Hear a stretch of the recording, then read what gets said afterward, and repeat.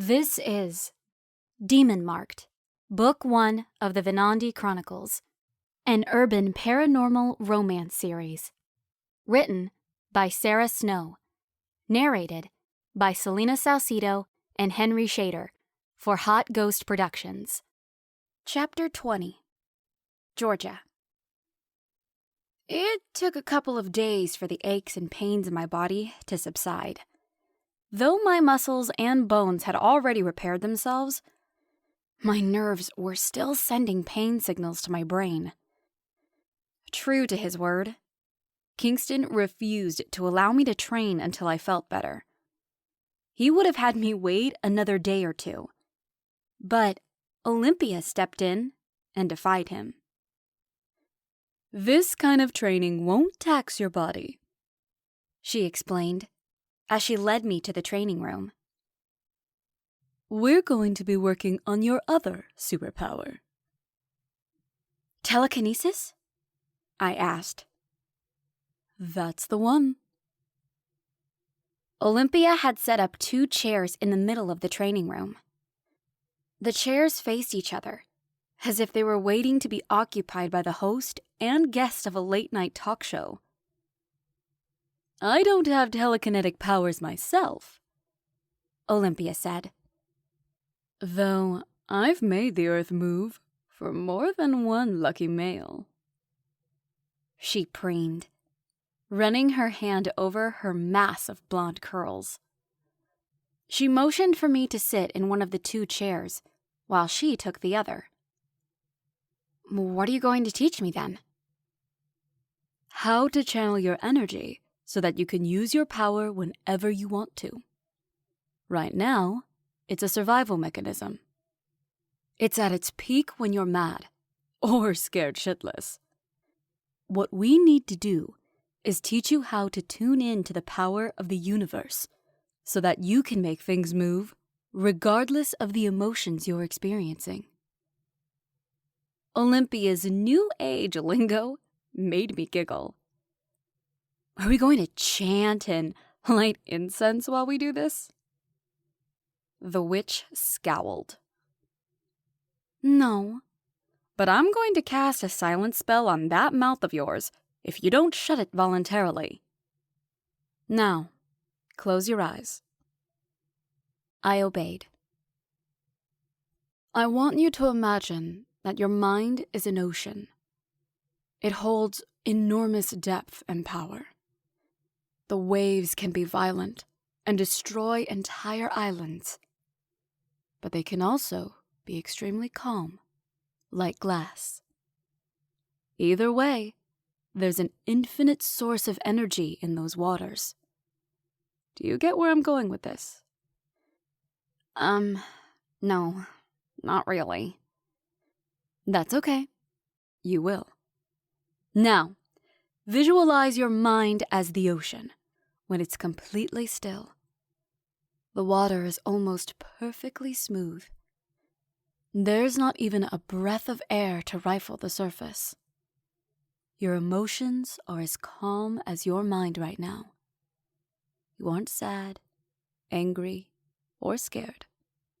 You're not joyful or happy. You're simply at peace, feeling nothing but that sense of calm."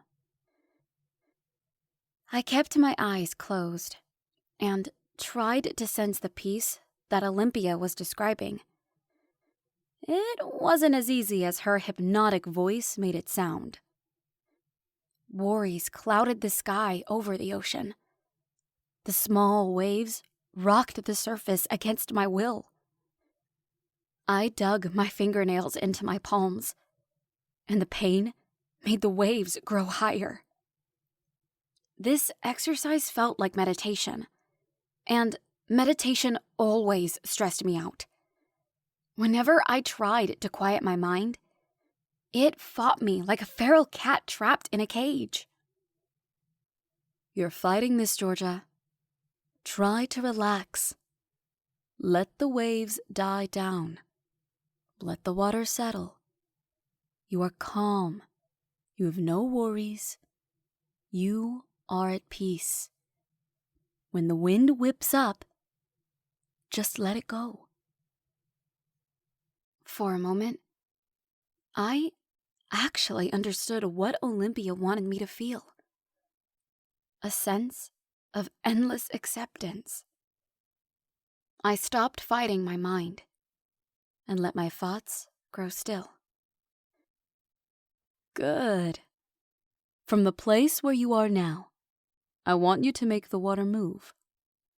The motion starts deep in the fathoms of the ocean. It's like the force of an underwater earthquake.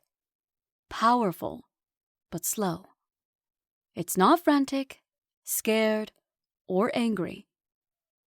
This is an energy that begins in the depths of your mind and rushes up to the surface, shifting the water and creating waves. I visualized my power emerging from the ocean floor and rising upward. The water was so deep and heavy that I had to stay focused in order to make the waves that Olympia was describing. I wasn't trying to brain a horny jerk with an ice scoop, or make a steering wheel turn in order to save my own ass.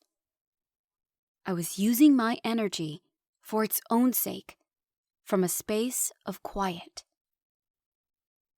You're doing great, Georgia. Keep focusing. Make those waves move. I heard several objects, probably weapons, crash to the floor. I didn't open my eyes to see what had fallen. I kept focusing, channeling my energy into shifting the masses of water. Now, make the water move faster, stronger. We're talking typhoon force. You're not angry. You're not afraid. You have no particular emotions right now. You're just making the storm happen. Go! Olympia shrieked in surprise, and I heard a clattering sound. I opened my eyes to see her sprawled on her butt on the floor, her chair overturned. What did you do that for?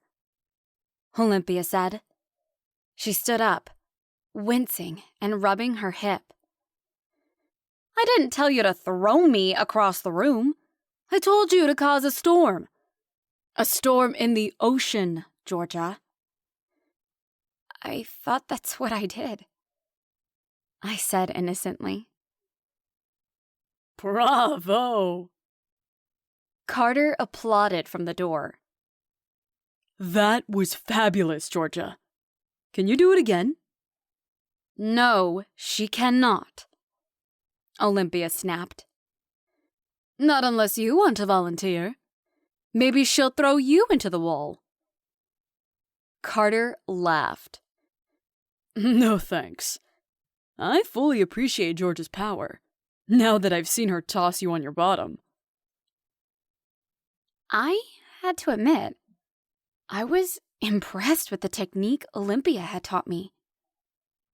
For the first time since I fell into this paranormal world, I had applied my power outside of a life-or-death situation.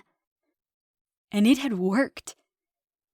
For the first time, I felt total control over part of my life that had felt uncontrollable. I walked over to the witch and gave her a hug. Thank you, Olympia, I said, meaning with all my heart. I didn't mean to hurt you. If I'd kept my eyes open, maybe I would have thrown something else.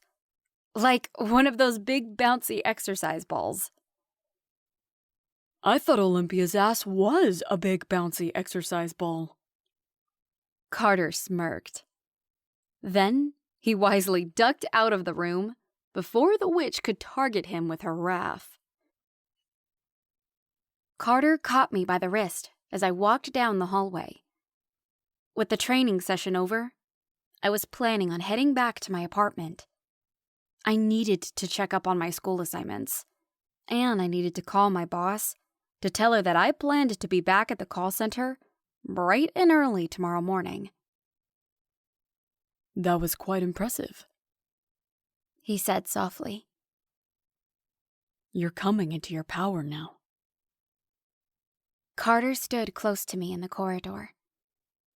Energy flowed through his fingers into my arm.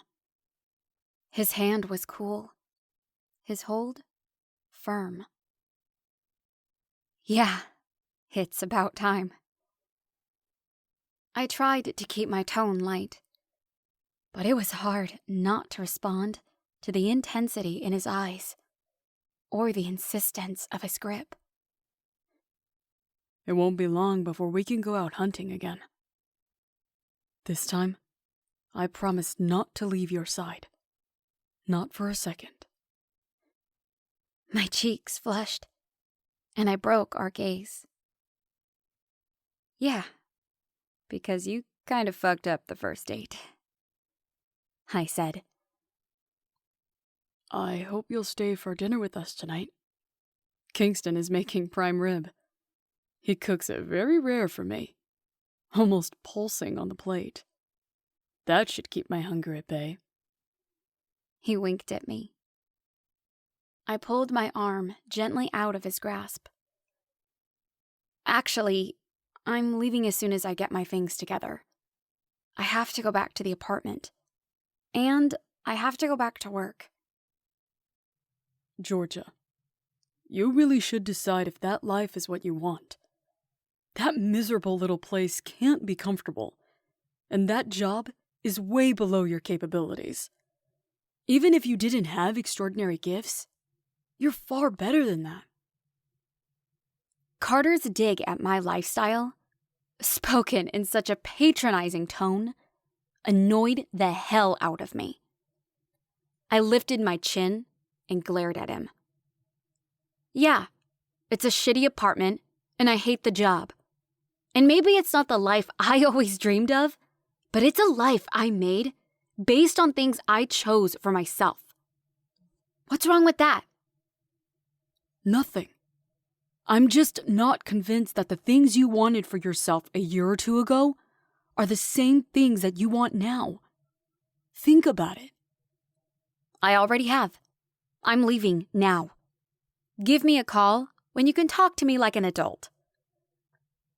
Georgia, at least let me drive you back to your apartment. Don't worry about that. I'll take the bus, I said over my shoulder. I pushed past Carter and ran up the stairs to the guest room. He had no right to put down my choices or my goals. I wasn't harming anyone. In fact, I was trying to improve myself so that I could be a nurse and help other people heal. In the guest room, I shoved my few belongings into my backpack. Damn, he could be irritating. So stuffy and full of himself. At times like this, he definitely seemed 70 years old. It took me almost 2 hours to locate a bus line in that neighborhood and make the 3 transfers necessary to get back to my place. Once I was back in my apartment, I felt so tired from the journey that I didn't feel like turning on my computer. But I knew I had to see where I stood with my school assignments. The computer begrudgingly awoke from its slumber. I logged onto the school's website and clicked on my Fundamentals of Nursing course. Shit! I had an online exam scheduled today, with only 90 minutes left to take it. How could I have forgotten about an exam? Missing a case study or a quiz now and then was one thing, but those exams were worth 70% of my grade. In a panic, I opened the exam and dove into it without bothering to review the content that it covered. As it turned out, I would have been better off spending some time on a quick review. My score, after I clicked submit on the exam, was 59 out of 100. I failed. Staring at the 59 displayed in red to remind me of what a loser I was, I wrapped a strand of hair around my finger and wound it tight. There was no way I could come back from this. There were 3 exams in the course, and I had passed the first one by the skin of my teeth. With this score, I would have to ace the 3rd test, or I would fail the whole class. How was that possible? I had never flunked out of a class in my life, not even close. Even with all the stress, the abuse, and the bullying that I grew up with, I had always made decent grades in school. I had to face the truth. I'd been neglecting my goals, my dreams. My guitar sat abandoned in a corner. I hadn't even had time to play music, much less write any songs, since I got involved with the Venandi. There was no way for me to be a part of their team, stalking demons and practicing my freakish superpowers, while going to school and working full-time. The problem was that I was stubborn. I didn't want to give up on school or quit my job, as Carter seemed to expect me to do. I wanted the independence that came with having an income and at least a semi-permanent address. But I also didn't want to give up on being one of the Venandi, or the thrill it gave me to know that I was taking part in a battle of supernatural beings. That 59 was a big red sign telling me that I had to make a choice. My boss had asked me to work a swing shift today to make up for the hours I'd missed when I was recovering from the accident. Stupidly, I had agreed, thinking that I'd feel like my old self again once I left the warehouse, ready to bounce back to the call center and listen to irate customers for 8 straight hours. I would have to hurry if I wanted to clock in when the shift started. Yes, I was going to have to choose between 2 lives. No, I didn't have the energy to make that choice today. Rent was due next week, and so was the electrical bill. The hospital was still breathing down my neck, and I knew I'd be receiving a new bill for my ER visit the other night. Feeling mentally drained from the practice session with Olympia and that disaster of an exam, I gritted my teeth, locked up my apartment, and left for work.